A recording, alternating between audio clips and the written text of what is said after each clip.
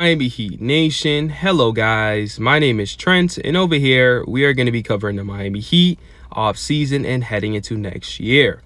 So guys, if y'all support the Miami Heat or your favorite team is the Miami Heat, make sure you drop that sub and turn on post notifications. Now guys, in today's video we have a few segments that we're going to talk about. The first segment is Pat Riley's presser, which he said a lot of juicy stuff. Pretty much jot down some notes for that. And the second segment that we are going to talk about is Donovan Mitchell to the Miami Heat is getting real, especially after Quinn Snyder has officially stepped down. And then obviously the last segment that we're going to talk about, should we bring back Udonis Haslem on a minimum vet contract? Now to start it off, Pat Riley pretty much on his presser said, I like the team that we have. I like the core. So let's see where we can go internally. Obviously, that's what the roster we have. And he said, and let's see where we can go if something presents, if that's a viable option.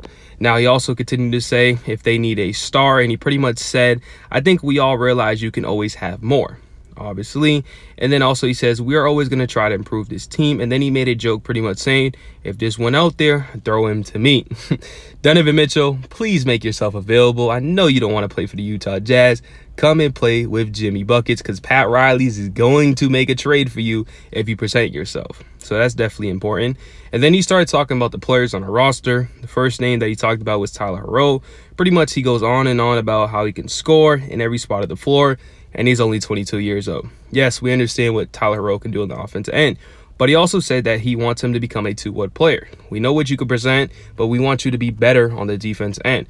Now, I'll tell you guys, if Tyler Herro gets better on the defense end and doesn't choke in the playoffs or slow downs in the playoffs, I would keep him for the rest of the season. Well, not the rest of the season, but rest of his career, because he will be a very talented person and will be better than the stars that we're trying to trade for. That's just personally my opinion. And then pretty much he does answer the question of Tyler Herro wanting to start, and he said straight up, go in training camp and win it.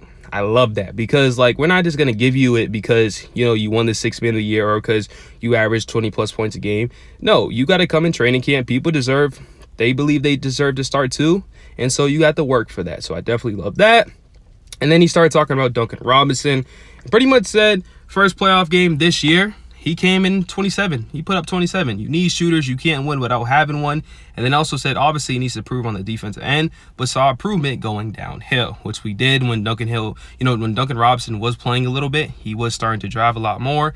And so that's definitely improvement. And then he started talking about PJ Tucker. And pretty much he said, PJ Tucker is like a cornerstone, like UD was in his prime. Now, that's a hell of a compliment coming from Pat Riley. And he also said he wants him back. He's special. I definitely want PJ Tucker back. But if he's asking for $10 million plus, we are not going to do that. And now this is where it gets very, very interesting. And if Kyle Lowry doesn't step up and gets his conditioning right, I think he's going to be gone. So this is what he said. It was very, very harsh. He pretty much said the bottom line when it comes to me for hoping you can get the most out of a player is that you have to be in the world-class shape. You just have to be. And then he pretty much says he's definitely going to address it to him. Obviously, during his playoffs, Kyle Lowry was very out of shape. He was dealing with injuries, and he played horrible. So Pat Riley obviously noticed that. He gave him a huge contract, and he wants that contract to be worth it. So if Kyle Lowry doesn't get his shape correct or, worked out or whatever, he might be gone. So that is definitely something to notice. And then also he said about Bam, he's been asked a lot of things as a young player. And also he said he's always getting someone open. Duncan and Tyler should give him half of his check. He definitely loves Bam because a lot in this presser, he was pretty much bringing him up. And then also the last thing that was brought up is pretty much, would you want to pair someone with Jimmy Butler, to help him out? And he pretty much brought up Bam once again. He said, well, Bam is just going to have to step up offensively and help Jimmy up. He said it's going to have to be internally if a star doesn't get presented or brought up to the Miami Heat. So that was pretty much the main things about, Pat Riley's presser. Very interesting comments about these players. He loves the core, but obviously he wants to improve and obviously wants to win a championship. So you guys let me in the comment sections, how do you feel about that? Now, I didn't get to the Donovan Mitchell. I'm just going to talk about this briefly because obviously I've been talking about it a couple of times in these videos. But Donovan Mitchell wanted to stay with the Utah Jazz. And the main reason why he wanted to stay with the Utah Jazz is because of Quinn Snyder.